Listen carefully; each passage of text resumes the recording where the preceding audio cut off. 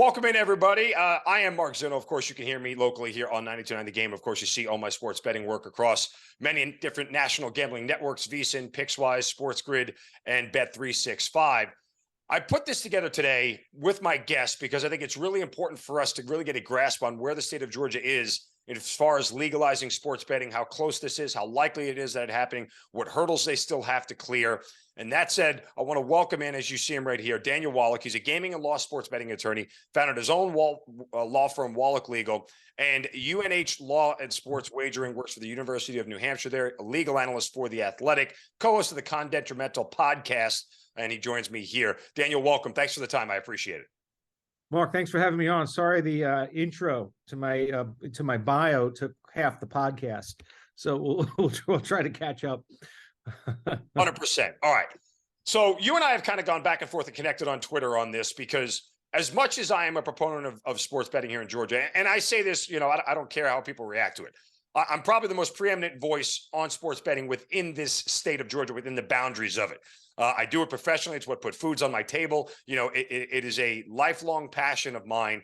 And I don't think any layman has studied sports gambling and the legalization of it within the state of Georgia as much as I have, because that's kind of, again, what I do for a living. So I've always had a vested interest in this and making sure that, and trying to at least advocate for it. One of the biggest stances that I've had on this, and we do want to get to the bills here in a minute, because I just kind of want to set this stage here, because there is a House bill now, there is a Senate bill, there's two of them going forward. But I've held to the maxim for years that this is solely on the governor. And, political things aside, I think Governor Kemp has done a great job. I full disclosure, voted for him, voted for him twice, had no issues doing it. That said, I've been super critical of him on this issue because he has had a full Republican state house and state legislature for the last 4 years, and he's got it again. Now, his open stance has always been, well, I'm not against sports betting and sports gambling. If the people want it, they can vote for it, which is the, coded language for saying, well, I'm not going to push it. If somehow it gets through the House and the Senate and it gets on the ballot, we'll live with it after the fact. However, we are all very aware of that if a governor wants something and he lobbies for it and he's got the state House and state Senate on his side from a political standpoint, typically these things go through pretty quickly. And he has yet to do that. And so I lay this at his feet as the governor for not getting this done. And in reality, I've said it and I've had conversations with him on it. He doesn't want it. Like his response to me at one point was, well, the economy's fine, which is not a static position ever. Right? Like if you're going to bring in $500 million in tax revenue every year, the response is, well, we don't need it because the economy's fine. Like that is a very loose argument. So that's where I stand initially on this whole thing, that if the governor had wanted this to happen over the last 4 years, this would have happened already. Yeah, I mean, you highlight a very interesting dynamic that in a number of other states, the governors have been signaling their intentions to support sports wagering legislation, and that's helped get it over the line, right? And in Massachusetts, Governor Charlie Baker, who's now the president of the NCAA, he was on board with legal sports betting at the very beginning of the legislative process. So they were all on the same page. 2 years ago in Texas, Governor Abbott was not supportive of sports betting. Now it looks like he will be. So the governor plays a very important role in driving this conversation, because if you don't have the governor's support, you could be putting in all this work only to end up with a veto at the end of the legislative process. That happened in Michigan. Yep. And that happened in Maine. And that delayed sports wagering in both those states by 1 or more years because they did all this work without enlisting the support of the state governor. Now there's a price to pay in a state as conservative, or at least portions of the state that are as conservative as Georgia. There are people who are opposed to the expansion of gambling. It's no mistake that Georgia hasn't had any expansion of gambling, legal gambling, in close to 30 years since the people voted in favor of the lottery back in the early 1990s.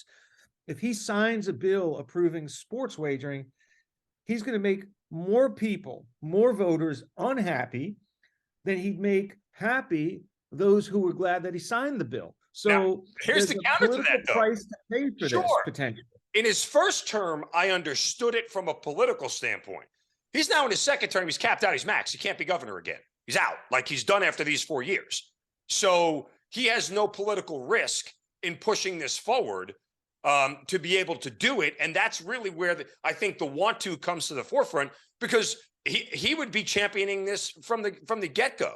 Like that to me is the ultimate signal. And he has openly said he doesn't want horse racing and doesn't want casinos, which again is pari-mutuel betting is different than sports gambling. And some of the bills that we'll talk about in a moment clearly outline that. But again, to your point, I get the political risk he was up against, winning by a percentage point after his first election. He just won by 8 percentage points in this 9 percentage points in this last election. He's got all the political clout in the world. If he pushes this through, this thing is going to get to the finish line.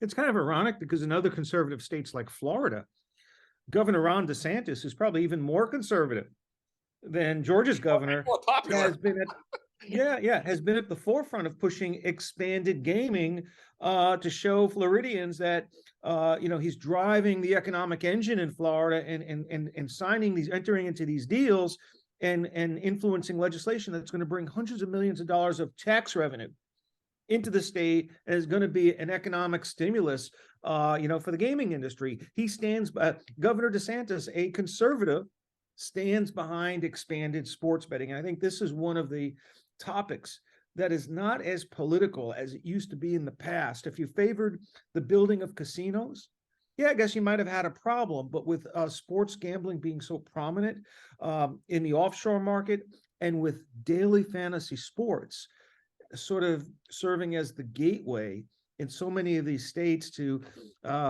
placing money on the outcome of events within a sporting contest, you already have sports gambling in most of the other states, or almost all 50 states. And by not legalizing it formally, what you're doing is you're channeling the activity to neighboring states and to the illegal market. So you're forcing people to commit crimes or send their tax dollars over the state border. And that's not a very politically smart thing for a state governor to do. So I think you're beginning to see even conservative or Republican governors not be as troubled by signing a sports betting bill. You're not building a single venue, not a single casino. This is simply or predominantly an online product. And that online product pretty much exists in Georgia by virtue of daily fantasy sports, and you have an online lottery. So it's one thing to say, well, we're going to build 20 casinos in various neighborhoods, but it's quite a different thing to just turn on the switch and authorize another form of online gaming to add to the state lottery and to daily fantasy sports. It's not as quantum of a leap as it is to go from no casinos to 3 racetracks and then 8 brick and mortar casinos. As an online product, it's not quite as troubling. And with the muscle of the sports industry behind it and the Atlanta Metro Chamber, there is widespread popular and political support for sports wagering in a way that has never occurred in Georgia. And by the way, that's widespread support is bipartisan from a political standpoint.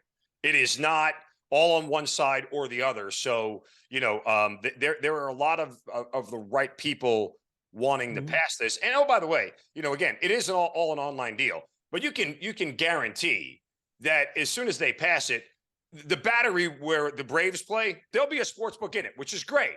Mercedes-Benz Stadium, they'll put a sports book in it, which is great, but they're doing that at their own cost, right? They're not asking the government for any subsidiary funds to do that sort of thing. They are just investing within a part of their industry that they can now reap the financial benefits of.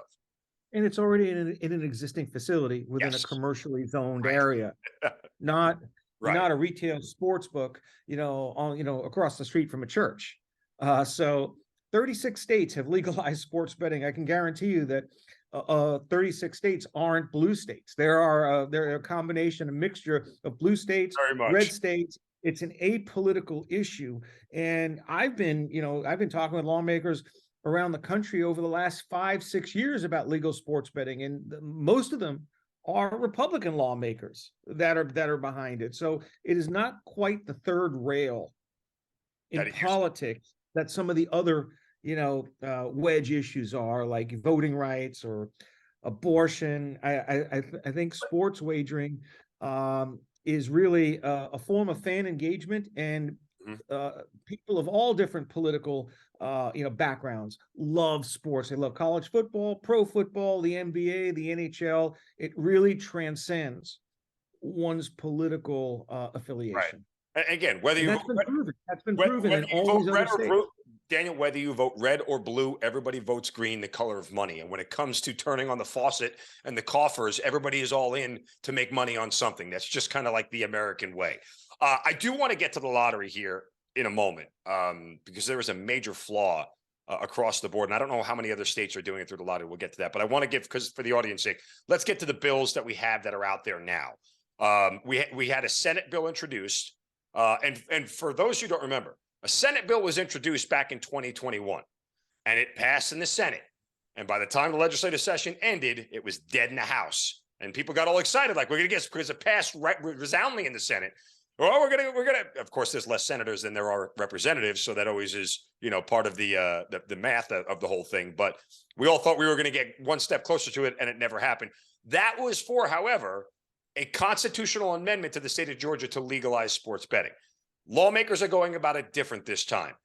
Break me down the Senate bill first, and then if you can, the House bill, what differences there are, if you're aware of all of them. I know it's tough. There's a lot of it. Part of the difficulty of breaking them down is that we've gone from one or two bills to now there are 3 or 4 bills you have within the Senate. Competing measures. You have Senator Billy Hickman, who has sponsored and is championing a bill to legislatively authorize sports betting without amending the state constitution, which means you're not going to take this to the voters. Taking it to the voters is a very steep climb. While it has some political advantages in that you're offloading the accountability to the public, there's a delay factor built in. The next opportunity for of a ballot initiative in the state of Georgia would be November of 2024, which is 21 months from now. So even if the measure would to sort of clear the final hurdle, you wouldn't have legal sports betting in Georgia until 2025 if you went the constitutional route. And oh, by the way, measures to refer items to the electorate require a 2/3 approval of the House both the and the Georgia Senate. House of Representatives and the Georgia Senate. And good luck getting that. It's almost like you're resigning it to defeat by sending it to the electorate, because it's very unlikely. Back to what the governor said. Well, if we get it through, knowing damn well it was never going to pass. Either that, or governors don't have to sign the bills. In many states, I don't know if it's the case in Georgia, a legislative referral of a constitutional amendment to the electorate is not something that the governor has to agree to. As long as 2/3 of both houses approve the resolution, it gets on the ballot no matter where the governor stands on that issue. Oh, sure. So, but again, he knew that we'd never get that far, is what I was insinuating, that he knew getting 2/3 of the House and the Senate to get to the ballot was unlikely. And then try to get, people to vote for it on top of it was a very, very steep hill to climb. Right. So Senator Billy Hickman finally responded to my, I was banging the drum on this over the last 2-3 years, that Georgia doesn't need to do a constitutional amendment for sports betting. And I think a number of lawmakers began to realize the difficult path that any bill faced to get through 2/3 approval in the legislature or the General Assembly, and then having to wait another 21 months before it goes onto the ballot. It wasn't as big of a problem last year when you could have had a November 2022 vote. But now in February 2023, you're looking at almost 2 years down the road, even if you're successful. And I've written extensively on this issue, as has a former justice of the Georgia Supreme Court, that we're of the view that the Georgia Constitution does not limit or restrict the ability of the legislature to enact a sports betting law by statute, meaning it doesn't have to go to a vote of the electorate. You can pass a law like you pass, hundreds of other laws right now, because the Georgia Constitution only prohibits 3 categories of gambling: pari-mutuel betting, which is basically horse race betting; casino gambling, which are games that are played in a casino; and or the third category would be lotteries.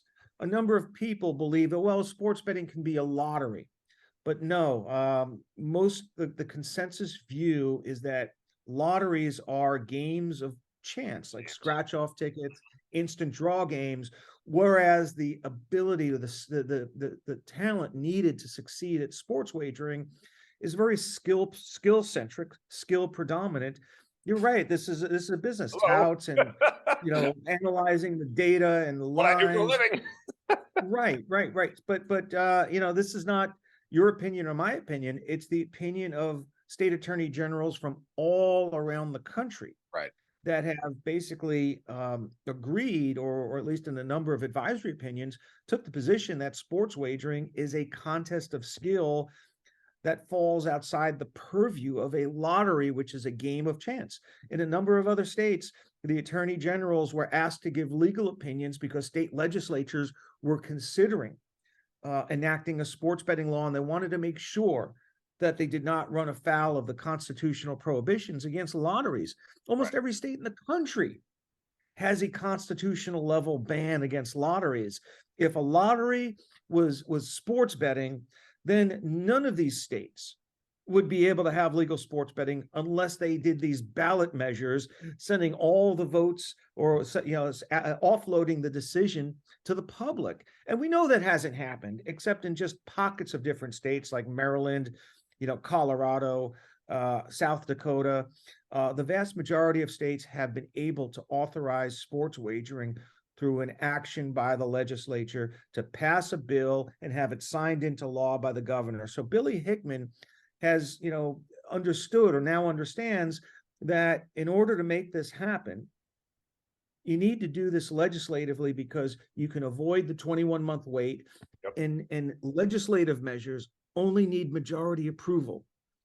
Ballot initiatives require 2/3. So it's if you have a choice between the two, you go for the more expedient method, as well as one that's the easier to accomplish. And oh, by the way, even if you were to disagree on the issue of whether a lottery ban encompasses sports betting, there's still a carve out for the Georgia lottery to be able to offer sports wagering as a lottery game, and that takes it outside of the Constitution for an entirely different reason. So I'm of the view that sports betting isn't any one of those three prohibited categories. And if it were to be considered a lottery, you just fold it within the lottery to fall in under one of the exceptions to the ban on lotteries. So it seems to me to be a complete layup, as easy as a layup as there is in the law. And the problem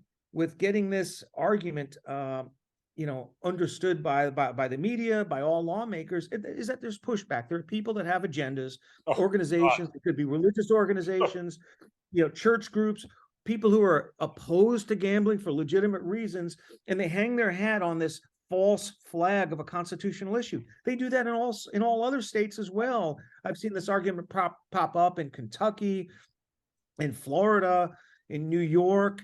Anyone who's opposed to gambling expansion will use every argument at its disposal. And the most constitutional one is always trotted out there. But it's the most flaccid, most asinine set of arguments. When I watched that Senate hearing, and they had 7 people come up, all of them, with their voicing displeasure against the Senate bill. And I think 3 of the 7 of them were against horse racing, and which is not even anything about it. But the people who are against sports betting grasp at the weakest straws to try and put it down. One of them said this, and I kid you not, in a country with a divorce rate better than 50%, tried to say, oh, gambling leads to higher divorce rates. No, how about America leads to higher divorce rates? Like they are off the chain with the concept that somehow wagering on a sporting event will bring the downfall of society. Daniel, in the state of Georgia, you can walk around armed to the gills enough to invade a foreign country. But yet somehow me placing a wager on Georgia-Auburn is going to bring down the downfall of society. It is a laughable set of arguments that they make. And what bothers me, and I'll play the card here because I say it routinely, hey, old white dudes, guess what? My morals don't have to be your morals, and stop pushing your morals on me.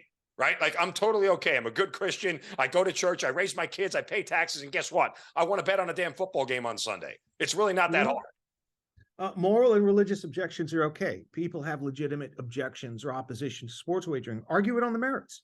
say why you think this is a bad idea. Don't hide behind the state constitution as a Right. false flag. And what I was troubled by when I listened and I watched the same hearing, you watched, is that these seemed like plants in the audience. There were so many voices against, and where were the voices for? Where was the person who was arguing that this is constitutionally valid? When you set aside the horse racing objections, which by the way, that dominated the public hearing. I mean, horse racing was like 80% of the oxygen at that public hearing, but the other 20% were people who were opposed to sports betting. So who chose these speakers? Why didn't any of the proponents of sports betting step up at the microphone and say, here's why I think this is a great idea for Georgia. 36 other states are doing it. Georgia is the 8th largest state in the country. This is going to fund Hope scholarships and generate significant money for the Georgia State Treasury. But most importantly, the state's revenues are going to almost entirely fund educational purposes. Hope scholarships. That's not a terrible thing. The gambling is going on anyway, and Georgians will either bet offshore or they'll go to a neighboring state. So isn't it better to channel this activity away from the offshore or out-of-state markets, regulate it within the state, and keep all the tax dollars and all the discretionary spending within the state, provided you have common sense and strong and robust regulations. And this way we can create a common good out of it, which is, give the Georgia Lottery the opportunity to, grow their piece of the pie and create more college scholarships and Hope scholarships, for students. So I see this as an ultimate win for the public good. Of course, you have to regulate things the right way. I mean, sports betting is not without its, risks. There are responsible gambling issues, but this issue or this topic and category of gambling has been successfully regulated in so many other states. There's a blueprint and a template to really look at. You could take best practices from the other states that are doing it right and graft that into the Georgia, statute. It's not that difficult. I mean, it's insane to me that there are only 14 states that don't have sports betting, and Georgia represents, to me, one of the most underrated, underserved markets, because when you factor in the most heavily trafficked commuter or commercial airport in the Western Hemisphere, Georgia could be a sleeping giant. Of course. I mean, again, they took $1 billion in bets alone in New York within the first month of sports betting, and they made almost what was it, $693 million in tax revenue in the first year alone in the state of New York. Now, again, Georgia's not as big as New York, but the point stands: the money's there. Yeah, but the New York tax collections were Much higher.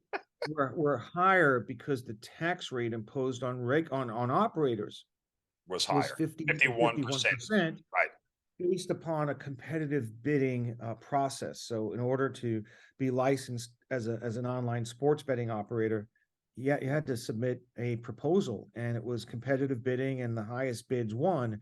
In Georgia, they're not going to use competitive bidding to bid the tax rate up. It's going to be a set fixed tax rate. And I believe the number, I don't know if the number was it.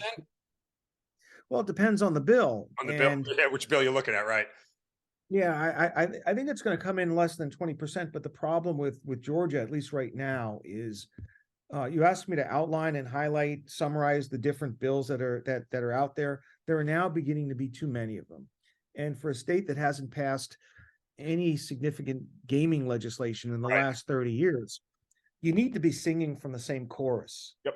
And in the Georgia Senate in particular, there is a competing bill to authorize sports betting by placing it on the ballot as a constitutional amendment. So there is like friction already within the Georgia Senate over the necessity of having a voter question in 2024, as opposed to authorizing it purely by statute in 2023. And what I've seen in the past, at least in Georgia, is that when you have too many areas of gaming in one bill, like if you're going to do casinos, horse race betting, and sports betting in one measure, that's never going to happen. It won't pass. Okay, so for the first time, lawmakers are now beginning to peel away sports betting from sort of the broader gaming expansion and just doing this as a standalone bill. But if you have it as a standalone bill, you don't really need to have a constitutional amendment, because parimutuel betting and casino gambling require a vote of the electorate. Right. Sports betting does not. It's not. And to see this group of lawmakers come in yesterday or the day before with a constitutional bill suggests to me that the key members within the Georgia Senate are not on the same page as to what to do here about sports betting legalization. And that's problematic, particularly since the legislative session is so short. What is it, 60 days in Georgia? Yeah. And now I don't know how many days or how many weeks we're into the session, but time is not on their side. And to have competing measures, not over how to tax it, but how to legalize it, represents to me, a signal that maybe this isn't going to happen in 2023. I still think it does, but I was alarmed by the competing constitutional measure when both the House bill and the other Senate bill are in alignment on proceeding through the state legislature as the vehicle for legalization. I want to get to go ahead. Sorry. Yeah, I mean, this is an open and shut case for legislative authorization. I mean, you have not only Daniel Wallach writing extensively about the issue. I think I've made the case that the constitutional ban on different forms of gambling are limited to casinos, horse race betting, and lotteries. It does not ban all gambling. The New York Constitution bans all gambling. And so in order to expand gambling, you have to have a ballot measure. There are a number of states that have broad-based bans against gambling in their constitutions. Georgia is not one of them. And this has always been a red herring issue to me. It's crystal clear legal analysis based upon the plain meaning of the words parimutuel, casinos, and lotteries, and how those terms have been interpreted by state attorney generals, by cases, and how they're interpreted in other states. There shouldn't be any debate or disagreement over whether the legislature would have the authority to pass a sports betting law. And the people who are putting that topic out there are trying to muddy the waters and basically prevent sports betting from being legalized, because I haven't seen a legal opinion that suggests otherwise. I've only read the opinion of the former Georgia Supreme Court Justice. I have my own writings on the issue. I've yet to see anybody lay the case out for why the constitutional prohibition against casinos and lotteries applies to sports betting. Even the Legislative Council of Georgia analyzed the issue 3 years ago and couldn't come to a clear-cut conclusion either way. And he said, well, you know, this is a toss-up. That's the best that he was able to say. It's a toss-up. So in order to avoid the risk of litigation, put it on the ballot, let the people decide, and then you won't be sued. Exactly. That's a different outcome than expressing the view that the Constitution bans sports betting. He couldn't go that far. And to me, that's a signal that this became a political issue more than a legal issue. Right. Wanted to ask you real quick, I got just a few minutes left, about the Georgia lottery here. I am so anti the Georgia lottery having anything to do with this. I know it's the easiest route to go, right? So I'm there for it. And the idea that 70% of the revenues is saying, and this is what the one Senate bill you were talking about by Senator Hickman that was put through, all goes towards, quote, education. How about, you know, if you're going to make $500 million in tax revenue, that belongs to every single citizen within the state. That should go to infrastructure, roads, broadband, internet. You know, like those are tax dollars that we all bet that we all deserve. Like it on the foundation that education is a black hole in government because we put money into it, yet nothing ever gets better. Like I wish there was a way to do it standalone and let the government run it and not the lottery. Yeah, but doesn't the money have to be earmarked for Hope scholarships? Yes, well, that's because that's how the Georgia lottery got passed, was because they were going to earmark the money for Hope scholarships. That's great, and the photo op looks wonderful for politicians. But I don't know how many more kids we're sending to school. And I've been through a lot of parts of this city with bad schools, and I've looked around and I've seen bad school. I just don't. Again, to me, it belongs to every citizen within the state. That is Mark, you can't our have tax everything. dollars. No, You I get can't that. have everything. And you should be, Georgians that want to see sports betting be passed this year should be thankful that the Georgia lottery is sort of the vehicle through which this legislation could be passed, because it provides the insurance policy against any constitutional challenge. Because even if sports betting were a lottery, even if sports betting were casino style gambling, there is a provision in the Georgia Constitution that allows for the state lottery to operate right. sports betting as a lottery game, and that neuters and that eviscerates any constitutional argument, even if you were to take the absurd view that it's casino gambling or a private lottery.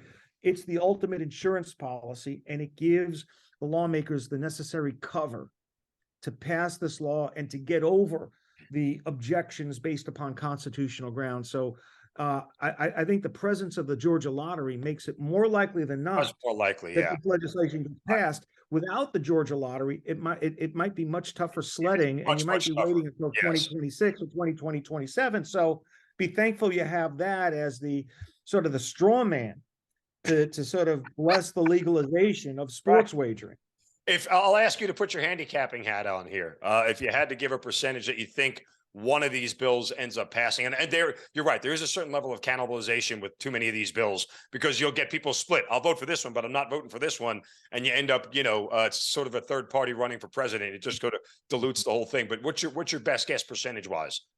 Well, it depends, which is the ultimate lawyer's answer. It really does depend on whether Governor Kemp, as Governor Kemp, signals support for the measure. If he stays silent, then I begin to have my doubts, right? The vocal support of the governor has been a feature of almost every successful piece of legislation on sports betting that has been authorized in other states.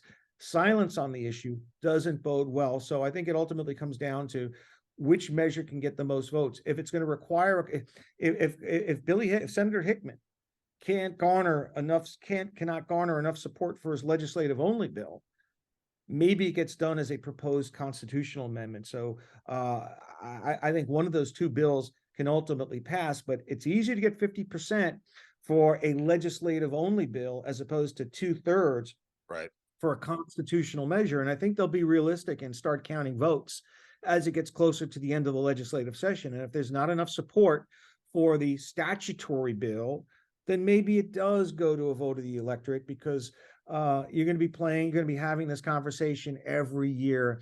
And if it goes to a vote of the electorate, if that's the only way it can be made legal, you could revisit that same issue again next year and still make the November 2024 ballot. So I don't see it necessarily as an either or, but I believe Governor Kemp does have to signal support. And based on what I've seen so far, I think it's kind of pick 'em. It's pick 'em.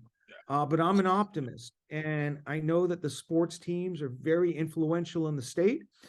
And they're making a strong push this year. And the other issues that were sort of clouding up or taking oxygen from the room, like the voting rights issue, they're not in the way this year. This is not a presidential election year. The cards, everything might be aligned. Situationally, it might be, the stars might be aligning for it all. Well, listen, I want to thank you. It's been amazing talking to you. Follow Daniel Wallach on Twitter @WallachLegal.